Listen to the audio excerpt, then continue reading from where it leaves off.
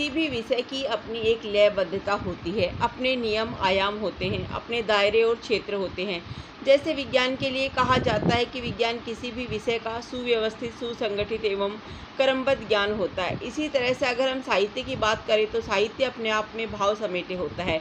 उसमें एक रस होता है, फिर वह वीर रस, वात्सल्य रस, वियोग, करुणा अथवा प्रेम कुछ भी हो सकता है।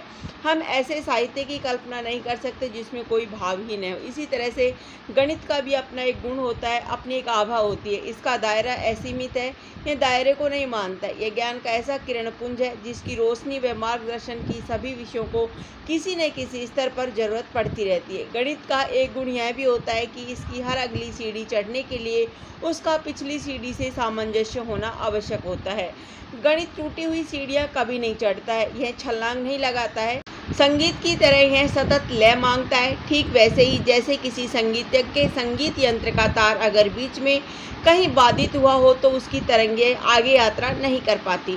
फिर बाकी सभी तार चाहे जितने नवीन और गुणवत्तापूर्ण क्वालिटी के हो, संगीतज्ञ चाहे जितना प्रवीण हो, किंतु संगीत उत्पन्न नहीं हो पाता है। ज्ञान से परिपूर्ण गणित का भी ऐसा ही स्वभाव है। गणित के किसी भी प्रमेय को सिद्ध करने के लिए उसे कई सिद्ध प्रमेयों की सीढ़ियों की भांति सहारा लेना पड़ता है। अगर बीच मार्ग में कोई एक तर्क फेल हुआ या वह अगले शर्त को संतुष्ट नहीं कर रहा है तो गणित उस संकल्पना को मानने से नकार देता है या फिर समय लेता है और आगे की गुत्थियां सुलझाता है। और जब उनके तार जोड़ लेता है और उन तारों से गणित के तर्क व प्रमेय प्रभावित होने लगते हैं, तब गणित उन्हें प्रमाणित करता है, किंतु छलांग नहीं लगाता, भले ही वो चीज़ों को स्पष्ट रूप से सिद्ध साबित हो रही हो। यहाँ तक कि न्यूटन भी गुरुत्वाकर्षण बल को तभी सिद्ध कर पाए जब वह गणितीय पैमाने पर खरी उतरी और यह सिद्ध हुआ कि धरती के गुरुत्व बल F का मान mg होता है। यहाँ धरती पर गुरुत्व त्वरण g का मान गणितीय मानक पर 9.8 मीटर सेकेंड साबित हुआ।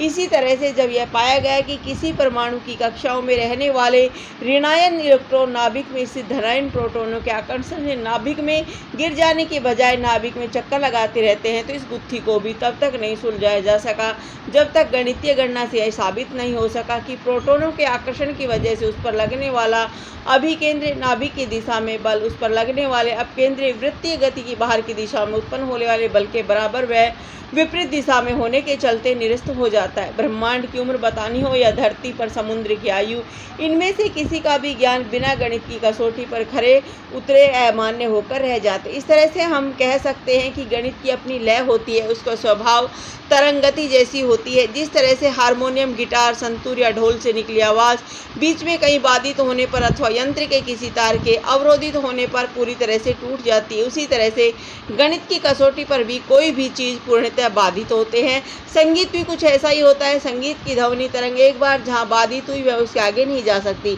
संगीत के लिए लयबद्धता आवश्यक है, छलांग नहीं। संगीत बीच में टूटता नहीं है, बल्कि उसकी तरंगों का ग्राफ भी स्मूथ होता है। जितना ही मधुर संगीत उतनी ही लयबद्धता होती है, और इसमें लय न हो वो संगीत भी नहीं होता है।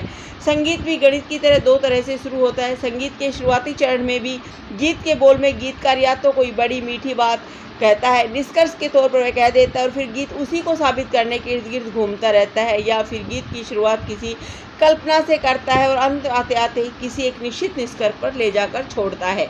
धन्यवाद। जय हिंद।